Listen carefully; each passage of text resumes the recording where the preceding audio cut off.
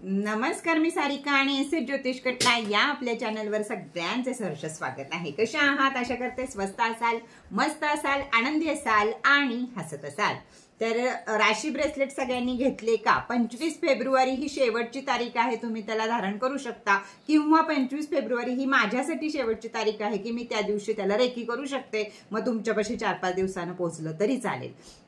राशी ब्रेसलेटची किंमत आहे 1500 रुपये, 100 रुपये कुरिअर चार्ज, अशी 1600 रुपये त्याची किंमत आहे। त्याचप्रमाणे ज्या राशी शनीच्या राशीतनं 7.5 जात आहेत त्यांना सुद्धा महत्त्वाचं आहे शनी ब्रेसलेट वापरणं।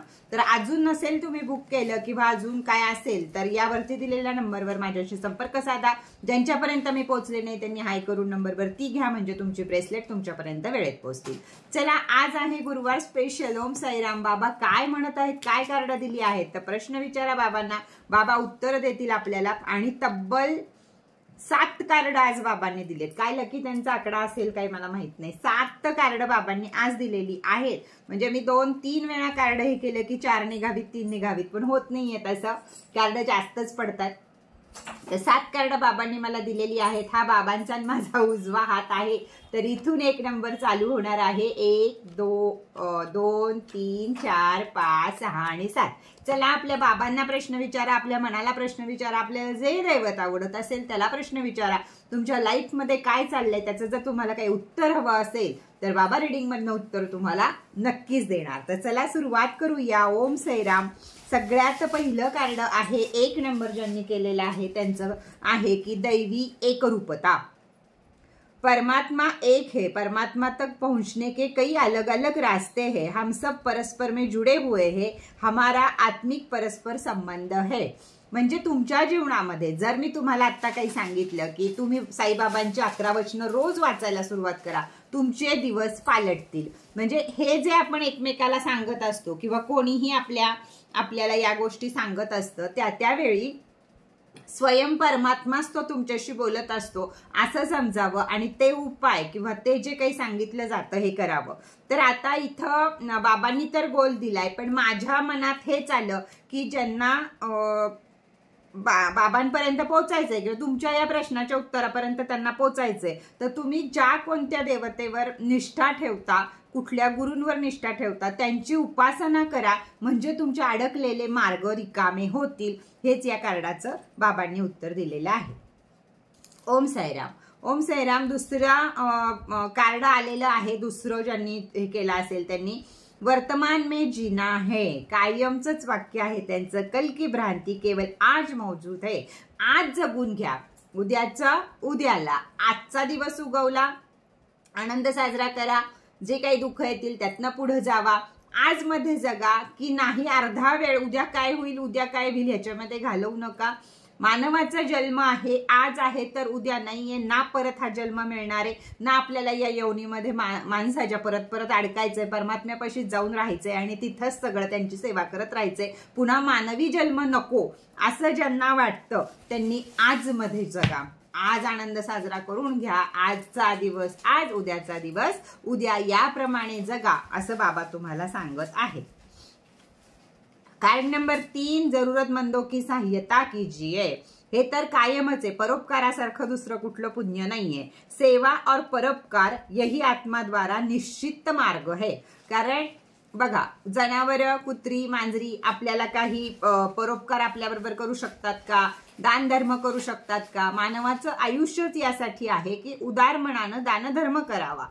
भीक वेगळी आणि दानधर्म वेगळा। ज्यावेळी कुणी आपल्याला काही मागतं, ज्यावेळी कुणी शास्त्र सांगतं, ते मी तुम्हाला एक वाक्य सांगते फक्त आज, की ज्यावेळी कुणी आपल्याला काही मागतं आणि त्यावेळी त्याला देतो, म्हणजे एक रस्त्यावरनं चालणारा माणूस आहे, तो म्हणतो द्या मला पैसे, त्यावेळी त्याला जेव्हा आपण ते देतो ती भीक स्वरूपात, भिक्षुक म्हणजे भीक स्वरूपात मानली जाते। आपल्या पुण्यात तिथे काही भर पडत नाही। पण ज्यावेळी कुणी आपल्याला काही मागितलेलं नाहीये आणि तरीही आपण त्यांना ते दान स्वरूपात देतो, त्यावेळी ते पुण्याच्या ह्याच्यात धरलं जातं। गोरगरीब असो, ब्राह्मण असो, देवळात दान देणं असो, काही असो, त्यावेळी ते दान धरलं जातं आणि ते पुण्य आपल्याला जास्त लागतं।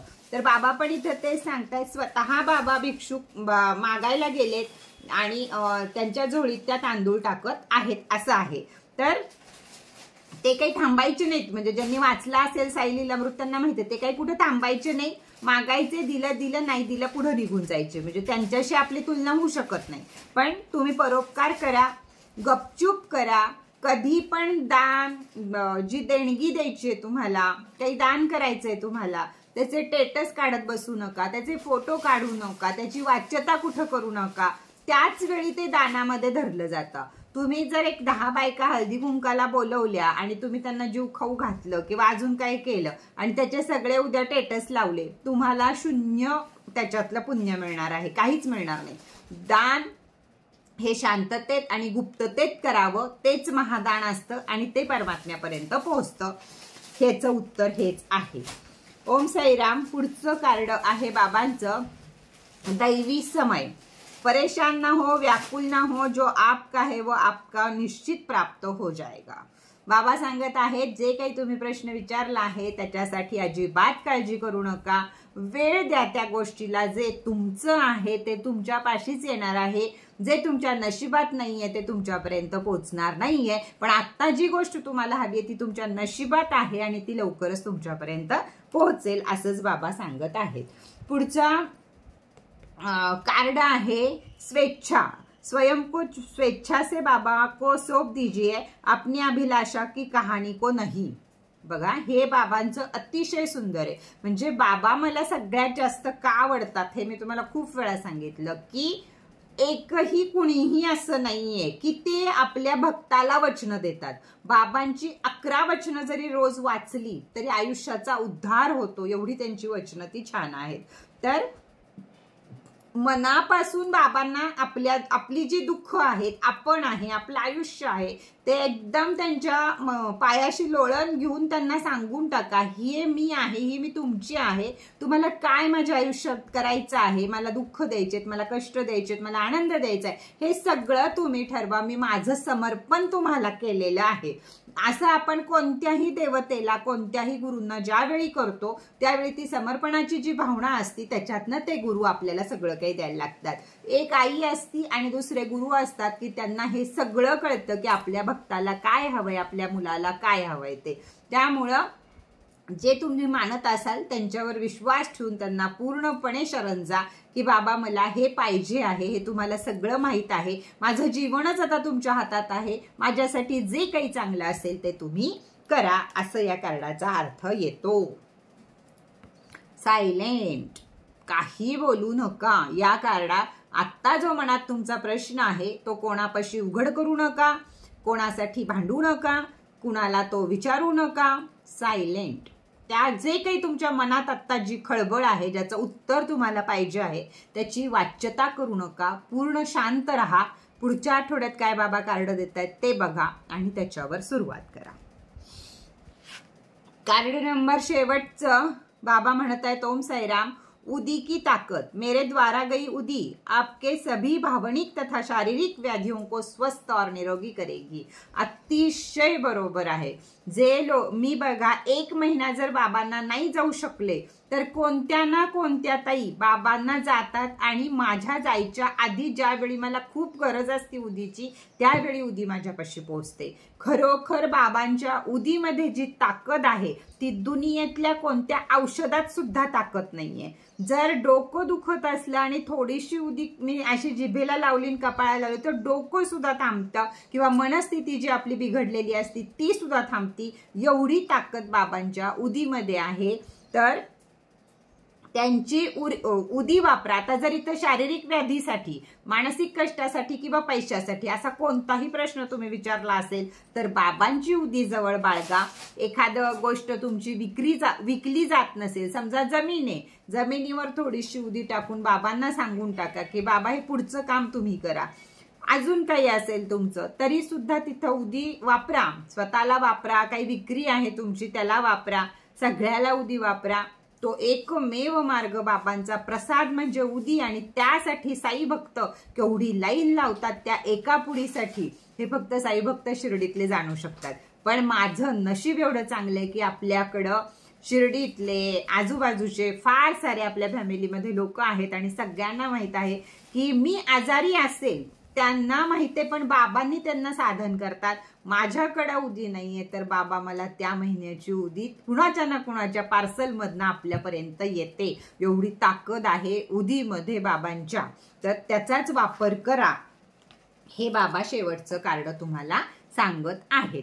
तर चला, कसं वाटलं कार्ड रीडिंग हे जरूर सांगा, छान छान कमेंट करा, एकमेकांपाशी शेअर करा. आपल्याला एसएच ज्योतिष कट्टाचा 2025 साली आपल्याला सिल्वर बटन मिळालं पाहिजे ही आशा आहे, कारण नाव आहे त्याच्यावर एसएच ज्योतिष कट्टा, म्हणजे सारिका संजय ज्योतिष कट्टा. पहिला आपलं युट्यूब बटनला छोटीशी आशा आहे आणि त्यानंतर सारिका लाईफस्टाईलला आपण बटन मिळवूया.